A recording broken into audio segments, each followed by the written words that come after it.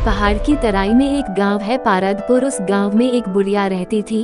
उसका अपना एक बेटा था मोहन, जिसका विवाह उसने थोड़ी दूर बसे दूसरे गांव धर्मपुर में एक लड़की सुमन से कर दिया था। एक दिन बुढ़िया ने अपने बेटे मोहन से कहा, बेटे, अब मुझसे घर का कामकाज नहीं होता, तू जाकर बहू को लिवा का ले आ, मुझे भी बुढ़ापे का सहारा मिल जाएगा। तब तक अकेले चूल्हा चौका करूंगी। मोहन माँ की बात सुन अपनी बहू को लाने ससुराल के लिए चल पड़ा। उसकी ससुराल के बीच एक घना जंगल पड़ता था। जब वह जंगल के बीच से जा रहा था तो उसने देखा कि रास्ते के किनारे पेड़ के गिरे पत्तों, फूलों आदि में आग लगी हुई है और पास ही पत्तों की जलती आग के बीच एक बिल है, जिसमें से एक नाग बार बार अपना सिर निकाल रहा था, पर आग की गर्मी से निकल नहीं पा रहा था।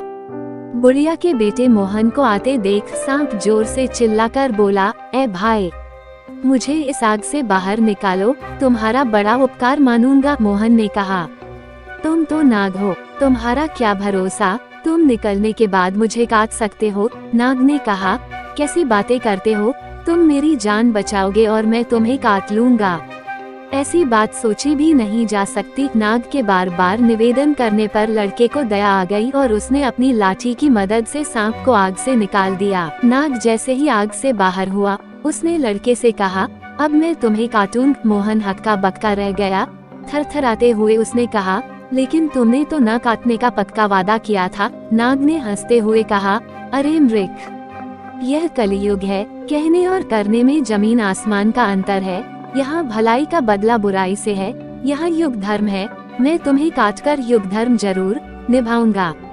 मोहन ने कहा, यदि तुम्हें काटना ही है तो काट लो, पर मेरी तसल्ली तो करवा दो कि कलियुग का यही धर्म है।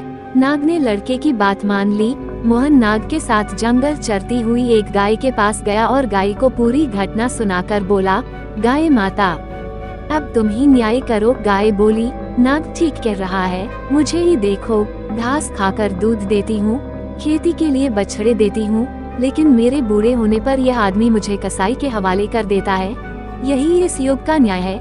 नाग ने कहा, अब तो तेरी तसल्ली हो गई। मोहन गिड़गिड़ाया, किसी एक से और बात कर लेने दो, अगर उसने भी यही कहा तो मैं तुम्हें रोकूंगा नहीं। मोहन ने सामने एक पेड़ को अपनी सारी कहानी दोहराई तो पेड़ ने कहा, नाग ठीक कह रहा है, मैं आदमी को शीतल छाया और मीठे फल देता हूँ, पर बदले में आदमी मुझे काटता है, आग में जलाता है। कलियुग का यही धर्म है।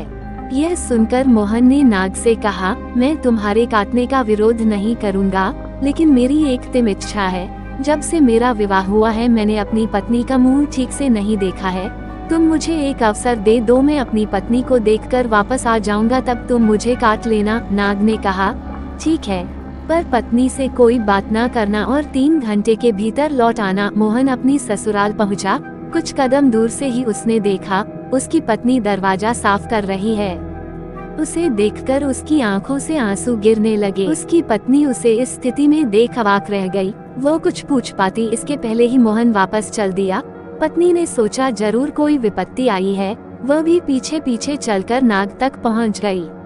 नाग ने फुफकारते हुए कहा, मैंने तो तुम्हें पत्नी से बात करने से मना किया था, तुम इसको लेकर क्यों आए हो? इस पर उसकी पत्नी ने कहा, इन्होंने मुझसे बात नहीं की, ये बिना कुछ बोले वापस चल दिए तो मैं इनके पीछे पीछे चली आई हूँ। मोहन ने कहा, अब मैं तैयार हूँ, युग धर्म का निर्वाह करो। नाग मोहन को काटने के लिए तैयार हुआ, तभी उसकी पत्नी ने कहा, नागदेव तनिक रुक जाओ, तुम इन्हें काटने जा रहे हो, सिर्फ इतना बता दो, इनके बाद मैं अपना गुजारा कैसे करूंगी? नाग ने कहा, उसका इंतजाम है, इस बिल के 7 फेरे करके इसे खोदोगी तो तुम्हें सोने से भरे हुए 7 घड़े मिलेंगे, तुम्हारी जिंदगी आराम से गुजर जाएगी। मोहन की पत्नी ने कहा, मैं तुम्हारी बात पर कैसे विश्वास करूं? मेरी तसल्ली के लिए 7 फेरे कर बिल खोद लेने दीजिए। नाग लड़की की बात मान गया। मोहन की पत्नी बिल के फेरे लेने लगी। 7वां फेरा पूरा होते होते उसने अपने पति के हाथ से लाठी छीनकर उसे नाग के सिर पर जोर से दे मारी। नाग छटपटाने लगा। वह लड़की से बोला, तू तो बड़ी दगाबाज निकली। तब उसकी पत्नी ने कहा, हमें क्षमा करना नाग देवता, मैं तो आप ही की बात रख रही हूँ। आपने कहा कि यहाँ भलाई का बदला बुराई है, हमें आपने इतना बड़ा खजाना बताया, लेकिन हमें भी तो कलयुग का धर्म निभाना पड़ा और मजबूरन आपके प्राण लेने पड़े। सांप का निर्जीव शरीर एक और गिर गया। लड़का और उसकी पत्नी खजाना लेकर अपने गांव खुशी खुशी लौट आए। दोस्तों, ये थी हमारी आज की स्टोरी। उम्मीद करते हैं आपको पसंद आई होगी।